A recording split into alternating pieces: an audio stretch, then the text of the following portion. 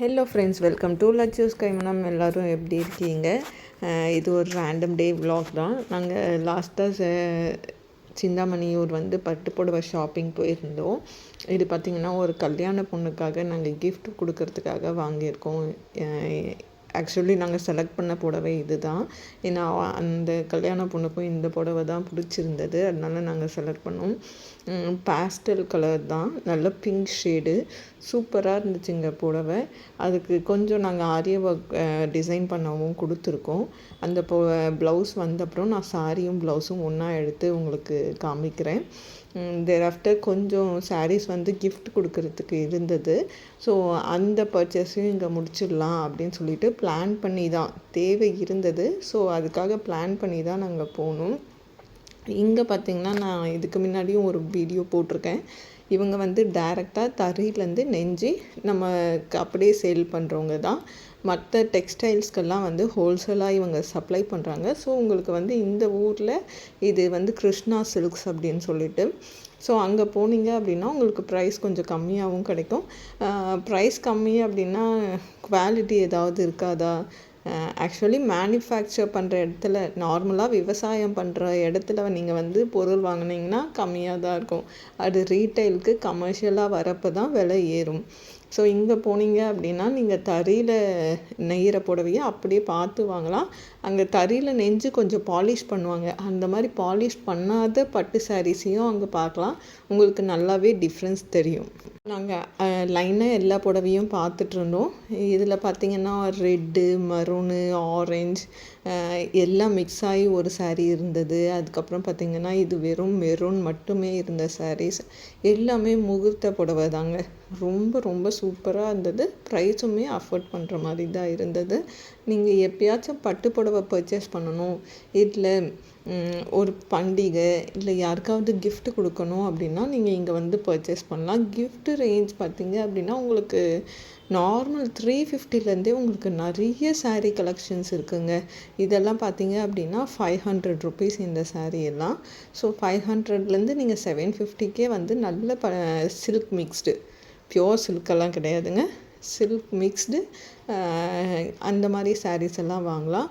And டிசைன்ஸுமே நல்லா இருக்குது.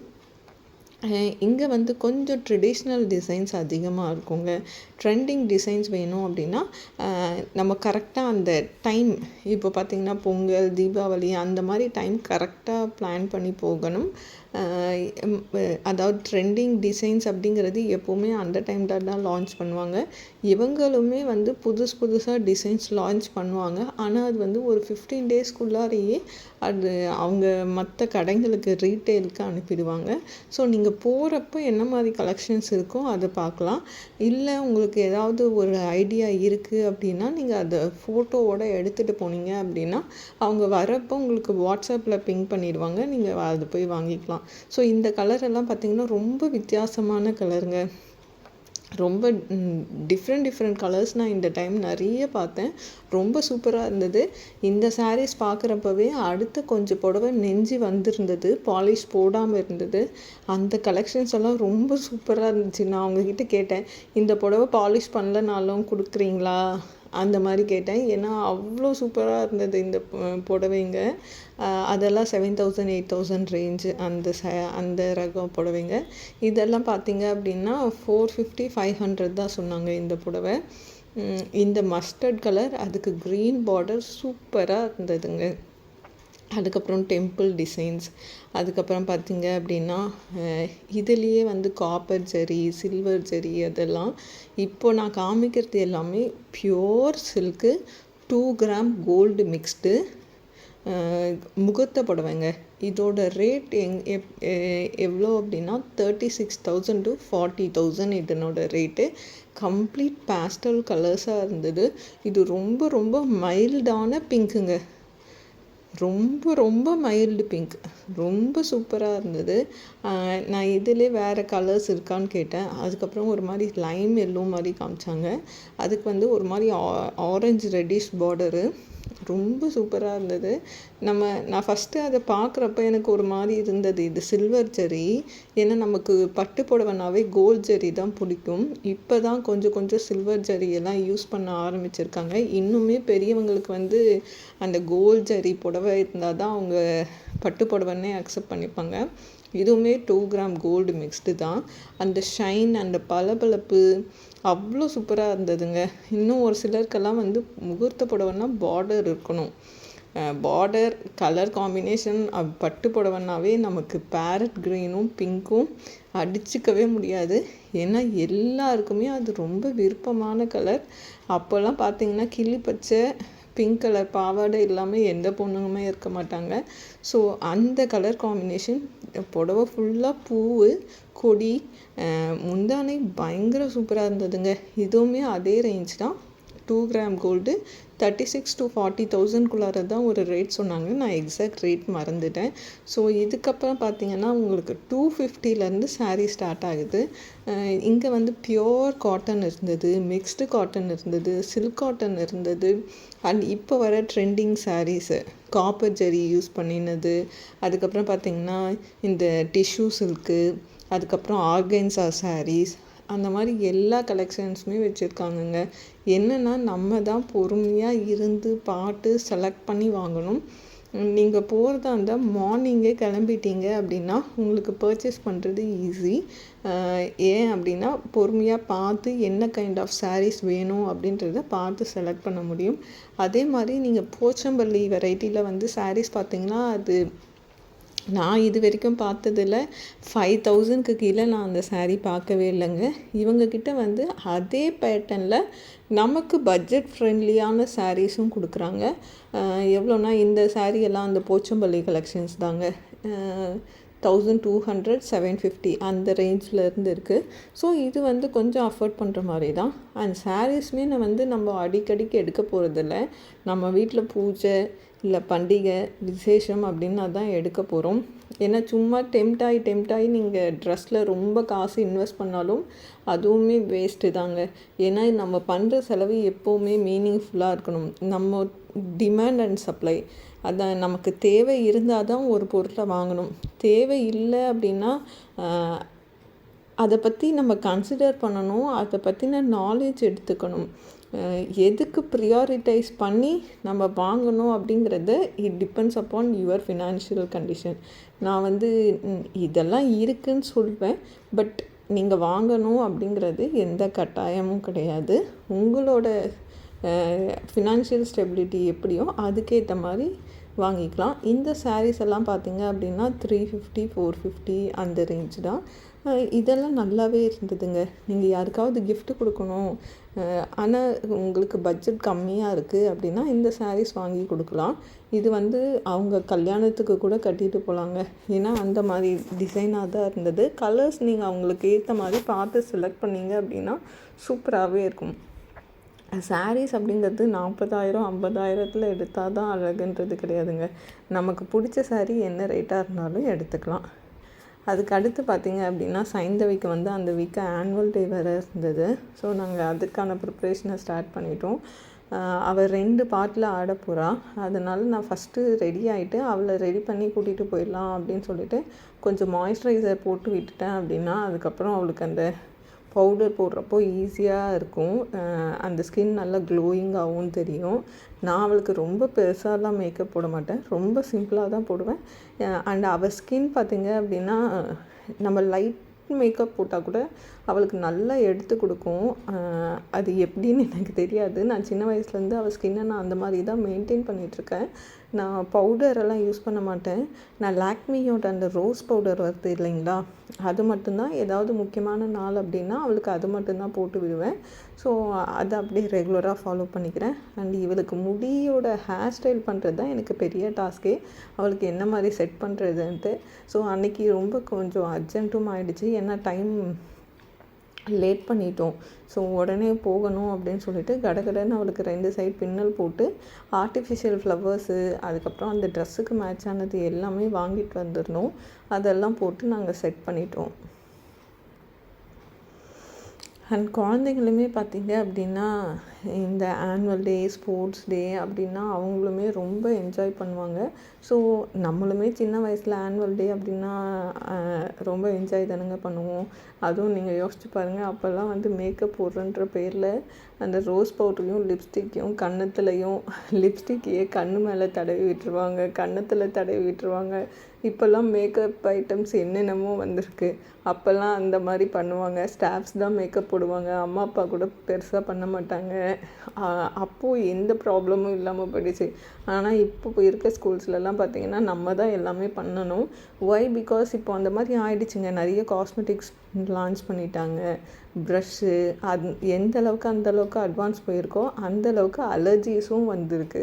So இந்த பிரச்சனையெல்லாம் வரக்கூடாது அப்படின்னு சொல்லிட்டு ஸ்கூலில் நம்மக்கிட்டே விட்டுடுறாங்க. எனிஹவ் நானும் எல்லாமே பண்ணிட்டேன். இவளுக்கு ஹேர்டும் பண்ணிவிட்டு ஆர்டிஃபிஷியல் ஃப்ளவரும் செட் பண்ணிட்டேன். ஸோ ஃபஸ்ட்டு டான்ஸ் பார்த்திங்க அப்படின்னா ஒரு மாதிரி ஹாஃப் சாரீ போட்டுட்டு கம்ப்ளீட்டாக வில்லேஜ் சாங்ஸு. ஸோ அதுக்காக வந்து ஆஃப் சாரீ செலக்ட் பண்ணியிருந்தாங்க. இது வந்து நான் வீராஸில் போய் தான் வாங்கிட்டு வந்திருந்தேன். இந்த ஆஃப் சாரீ நல்லதாக இருந்தது. ஸோ இதெல்லாம் செட் பண்ணிவிட்டு அவளுக்கு ஃபுட்டு கொடுத்துட்டு கூட்டிகிட்டு போயிடலான்ட்டு. ஸோ அந்த பக்கம் இருக்க ஆஃப் சாரீ பார்த்திங்கன்னா அண்ணா ரிசப்ஷனுக்கு தைச்சது. அது போடலாமான்னு யோசித்தோம்.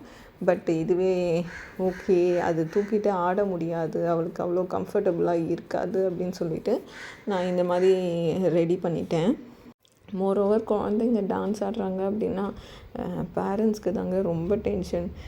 இந்த ஆனுவல் டேலெலாம் பார்த்திங்க அப்படின்னா இவங்க வந்து கிட்ஸில் தானே இவ படிக்கிறான். ஸோ ரொம்ப சின்ன சின்ன குழந்தைங்கள்லாம் கூட இருப்பாங்க. அந்த குழந்தைங்கள்லாம் பார்த்திங்கன்னா ஸ்டேஜில் முன்னாடி போகுங்க, பின்னாடி போகுங்க, நான் டான்ஸ் ஆட மாட்டேன்னு சொல்லுங்க, அழுவுங்க, எல்லா வேலையும் பண்ணுவாங்க. ஆனால் எப்படியோ ஒன்று மேனேஜ் பண்ணி அந்த டீச்சர்ஸும் ரொம்ப பாவம் மேனேஜ் பண்ணி ஆட வச்சு அழுதாலும் அப்படி இப்படி எது பண்ணாலும் எதையாவது ஒன்று மேனேஜ் பண்ணி கூட்டிகிட்டு வந்துடுவாங்க.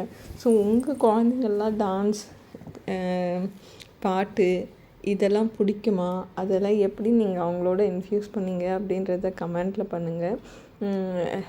நான் பார்த்திங்கன்னா சைந்தவியை சின்ன வயசுலேருந்தே டான்ஸ் போட்டுட்டேன்னு சொன்னேன் இல்லைங்களா. இவள் 2.5 வயசுலேருந்து டான்ஸ் கிளாஸ் போகிறா. அதுக்கப்புறம் அரௌண்ட் 3.25 வயசு 3 வயசுக்கெல்லாம் நான் பாட்டு கிளாஸும் போட்டுட்டேன். ஸோ ரெண்டுமே அவளுக்கு கம்ஃபர்டபுளாக இருக்குது.